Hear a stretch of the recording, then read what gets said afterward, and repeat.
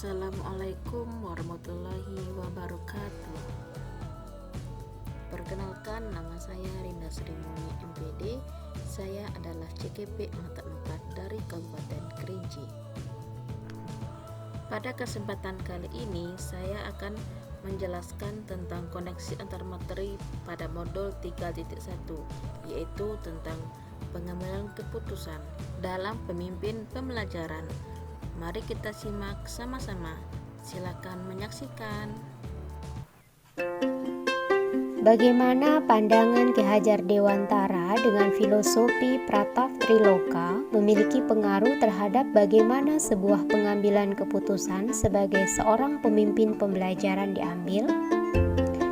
Pratap-Triloka yang digagas oleh Ki Hajar Dewantara yang terkenal dengan semboyan Ingarso Sung Tulodo, Ing Madya Mangun Karso, Tutwuri Handayani, artinya di depan memberi teladan, di tengah membangun motivasi atau dorongan, dan di belakang memberi dukungan. Sebagai pendidik, kita harus menyadari bahwa setiap anak membawa kodratnya masing-masing.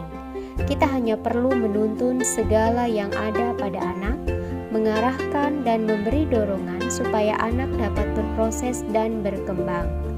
Dalam proses menuntun, anak diberi kebebasan, sedangkan guru sebagai pamong memberikan tuntunan dan arahan agar anak tidak kehilangan arah atau membahayakan dirinya, serta anak menemukan kemerdekaannya dalam belajar, sehingga akan berdampak pada pengambilan keputusan yang tepat dan bertanggung jawab.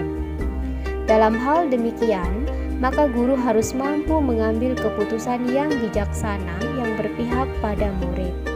Berdasarkan hal tersebut, guru sebagai pemimpin pembelajaran sudah sepatutnya menerapkan pengambilan keputusan yang berpihak pada murid dengan menerapkan 4 paradigma pengambilan keputusan, 3 prinsip penyelesaian dilema, dan 9 langkah pengujian keputusan. Bagaimana nilai-nilai yang tertanam dalam diri kita berpengaruh kepada prinsip-prinsip yang kita ambil dalam pengambilan suatu keputusan. Nilai-nilai yang tertanam dalam diri seorang pendidik tentunya adalah nilai kebaikan, yaitu seperti kejujuran, tanggung jawab, disiplin, toleransi, dan gotong royong. Nilai-nilai tersebut merupakan nilai-nilai yang paling kita hargai dalam hidup dan berpengaruh pada pembentukan karakter, perilaku, dan membimbing kita dalam mengambil sebuah keputusan. Sebagai guru penggerak, tentunya ada beberapa nilai yang harus dipegang, seperti nilai mandiri, reflektif, kolaboratif, inovatif, dan berpihak pada murid.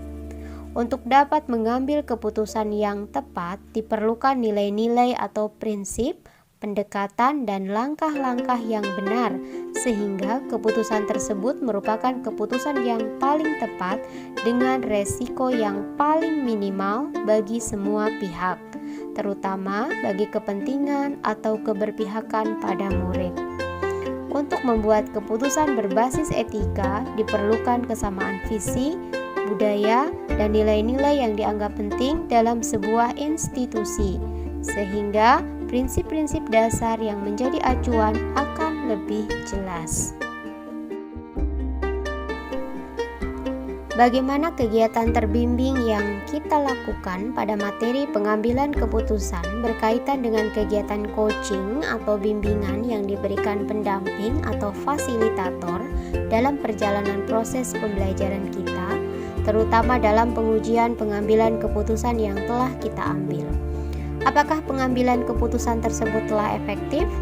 Masihkah ada pertanyaan-pertanyaan dalam diri kita atas pengambilan keputusan tersebut?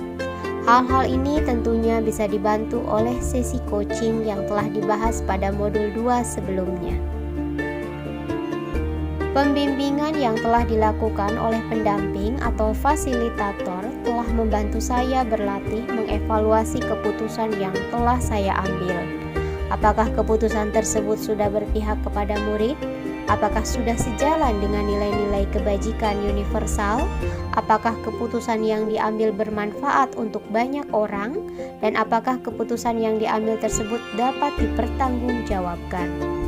Seorang pendidik harus mampu memahami kebutuhan belajar, kondisi sosial, dan emosional dari muridnya.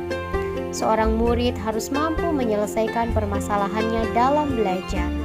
Pentingnya pendekatan coaching dilaksanakan oleh guru karena guru sebagai coach akan menggali potensi yang dimiliki oleh murid dengan memberi pertanyaan pemantik sehingga murid dapat menemukan potensi yang terpendam dalam dirinya untuk dapat menyelesaikan masalahnya sendiri.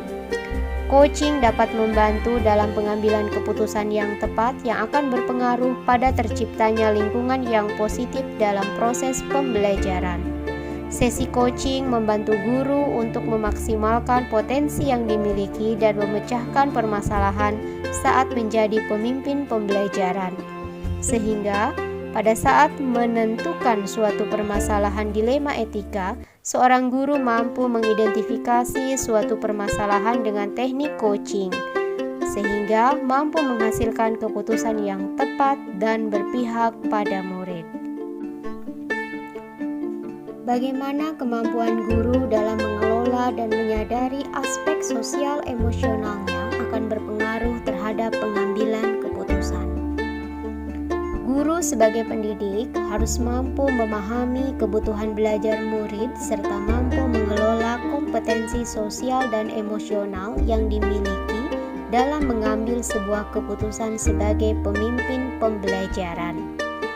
Dalam proses pengambilan keputusan yang bertanggung jawab, diperlukan kompetensi sosial emosional seperti kesadaran diri, self-awareness, pengelolaan diri, self-management, kesadaran sosial, social awareness, dan keterampilan berhubungan sosial, relationship skill. Diharapkan proses pengambilan keputusan dapat dilakukan secara sadar penuh, mindful, terutama sadar dengan berbagai pilihan, konsekuensi yang akan terjadi, dan meminimalisir kesalahan dalam pengambilan keputusan.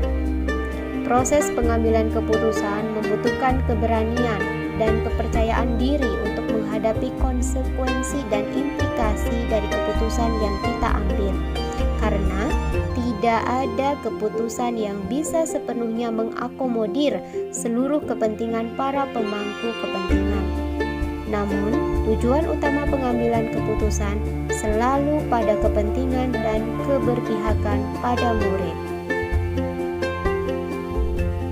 Bagaimana pembahasan studi kasus yang fokus pada masalah moral atau etika kembali kepada nilai-nilai yang dianut seorang pendidik.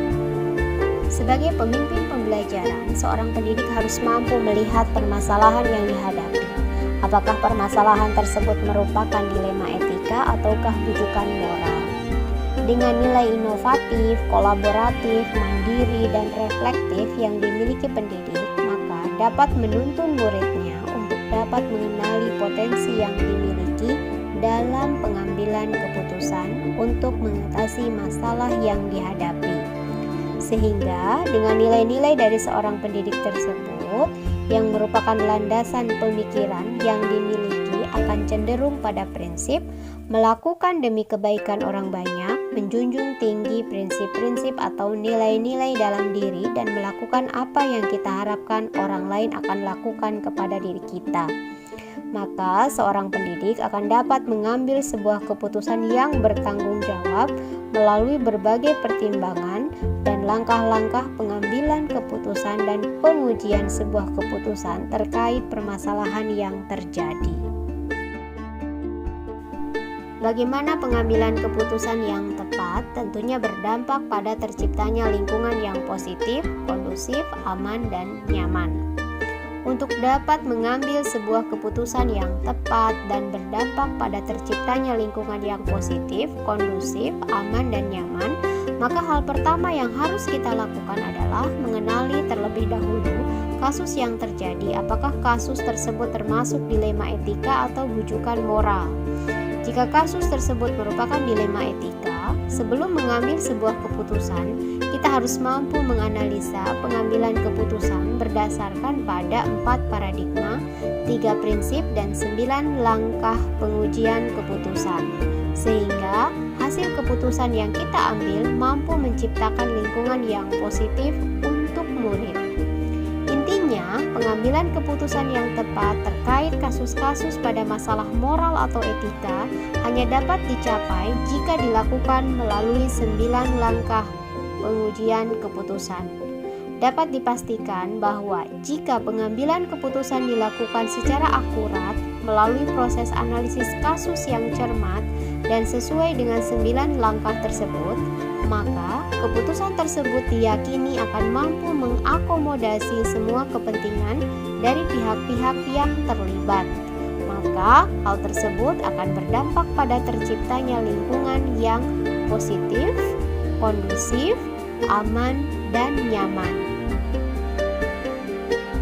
Selanjutnya, apakah kesulitan-kesulitan di lingkungan Anda yang sulit dilaksanakan untuk menjalankan pengambilan keputusan terhadap kasus-kasus dilema etika ini?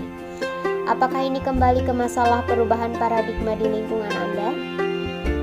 Kesulitan-kesulitan yang dialami di lingkungan saya dalam mengambil keputusan adalah kesulitan atau kendala yang bersumber pada pengambilan keputusan, di mana dalam mengambil keputusan tidak melibatkan guru atau warga sekolah lainnya. Sering terjadi perbedaan pandangan di antara pihak-pihak yang terlibat dalam kasus yang mempersulit tercapainya kesepakatan. Dan sering pula dalam pengambilan keputusan tersebut, kita tidak mempunyai pilihan yang lain, karena aturan yang ada pada pimpinan atau sekolah. Adanya nilai-nilai kesetiakawanan yang masih kental dalam budaya di lingkungan sekolah menimbulkan rasa kasihan yang lebih dominan daripada keadilan dalam pengambilan keputusan.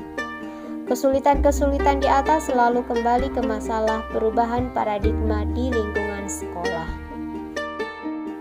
Dan pada akhirnya, apakah pengaruh pengambilan keputusan yang kita ambil ini dengan pengajaran yang memerdekakan murid-murid kita?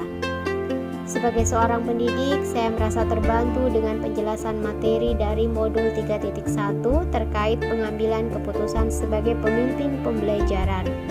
Karena sebelumnya saya sering dihadapkan pada dilema yang terkadang saya belum mampu mengambil sebuah keputusan dengan tepat.